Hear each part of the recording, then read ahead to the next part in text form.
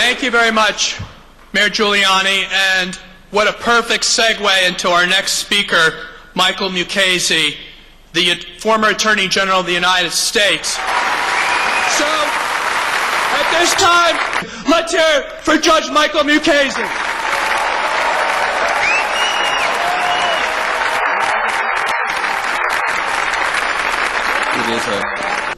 It is a great and humbling honor to be introduced by somebody who is so obviously the representative of a great political tradition in this country.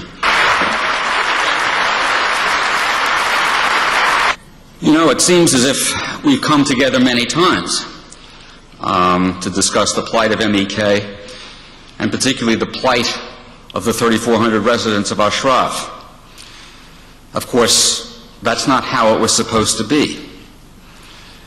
In 2003, when coalition forces invaded Iraq and encountered the residents of Ashraf, the Ashraf residents peacefully surrendered the weapons they had, and they had both heavy weapons and light weapons to defend themselves, but they surrendered them willingly to coalition forces. And they received in return a guarantee that they would be treated as protected persons under the Fourth Geneva Convention. In fact, that guarantee was signed in behalf of coalition forces by a U.S. general. They received identity cards that carried the telephone number of the military police commanded by another U.S. general, General Phillips. And as I'm sure you know, because we've heard the story several times, an earlier administration, in the belief that it would help open a dialogue with the mullahs, had put MEK on the State Department's list of foreign terrorist organizations.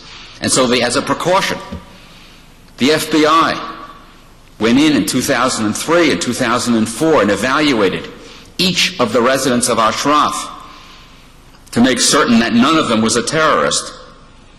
And in each case, the FBI certified that in fact none were. The Iraqis have been acting increasingly at the direction of the Iranian government now that the United States has withdrawn from Iraq, and the Maliki government, indeed Nouri al-Maliki himself, has now decreed that Ashraf must be closed. At first, he wanted to force the residents of Ashraf back to Iran or to scatter them within Iraq so they could be picked off one by one by the end of 2011. But he's agreed to stay his hand for a couple of months, provided they relocate to a military outpost that was abandoned by U.S. troops when they left Iraq and was subsequently looted by the Iraqis, that goes by the name Camp Liberty. Camp Liberty. Even though the space at Camp Liberty is a tiny fraction of the space that the residents of Ashraf have where they are, even though there are no medical facilities at Camp Liberty, no recreational facilities, even though the details of how the residents of Ashraf will obtain food and drinking water have not even been worked out. We've been told, you've been told, the residents of Ashraf have been told by the U.S. State Department that this is in fact progress, that the residents of Ashraf must recognize this progress and make up their minds to move to Camp Liberty, even though arrangements to resettle them have not yet been made. You know, I once had an uncle who the family said died of progress. That's right. He went into the hospital, and each day the doctor used to come by and say he was showing progress. And then one day he died, and we all concluded that he must have died of progress, because that's all he was showing, according to the doctor. The State Department reminds me of that doctor. But of course it's even worse than that, because the potentially fatal disease that the residents of Ashraf have comes from a U.S. designation of MEK as a foreign terrorist organization. Notice I say the U.S. designation. That's because the European Union has removed MEK from any such list. The United Kingdom has removed MEK from any such list. And as you've heard, the only other country that classifies MEK as a terrorist organization is Iran. The Iraqis who act simply as pawns of Iran, have justified their cruel treatment of the residents of Ashraf and their insistence that the camp be closed by pointing to the terrorist designation that was imposed by the State Department. In 2009 and 2011, while a U.S. Secretary of Defense, Robert Gates, was in country, some 47 residents of Ashraf were massacred by Iraqi troops using weapons that were supplied and vehicles that were supplied by the United States. Regrettably, U.S. forces were directed to withdraw just before the Iraqis went in both times. And of course, the identity cards and the splendid letter guaranteeing their safety that the Ashraf residents received, though regrettably those were not bulletproof. And so the U.S. made bullets and armored vehicles that the Iraqis turned on them were able to overcome even those identity cards and that guarantee. And when an outcry was raised and there were demands for an investigation and punishment of those guilty of murder, the Iraqis were able simply to shrug their shoulders and point to the U.S. designation as an excuse for doing nothing.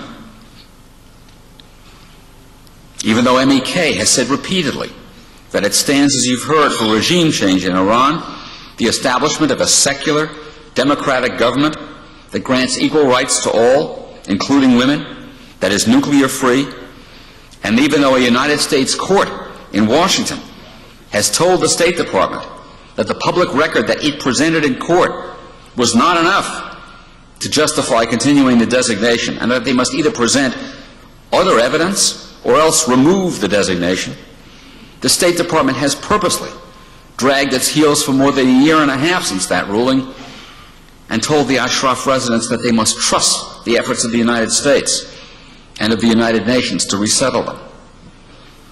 Now, some have described Camp Liberty, even some here, where the State Department has urged the residents of Ashraf to go. Some have described it as a prison. Well, I have to tell you, I resent that description because when I served as Attorney General, one of my responsibilities was to supervise the U.S. Bureau of Prisons. And I will tell you that a prison, as tough a place as it is at least a place where both the prisoners and the guards are bound by rules. A prison is a place where we send people as punishment, not for punishment. But there's another kind of place to which Camp Liberty might be compared, a place where even the ironic name Camp Liberty makes you remember it, and that is a concentration camp, a place where people are sent to be broken in body and broken in spirit. The Iraqi army has already given the residents of Ashraf a taste of the liberty that they have in mind for them at Camp Liberty. And this is the force that's supposed to protect them at Camp Liberty. You know, the 18th century philosopher Edmund Burke said that all that's necessary to assure the triumph of evil is that good men do nothing. I think what we've come here this morning to say is that the people in this room and others who are not in this room do not intend to stand and do nothing.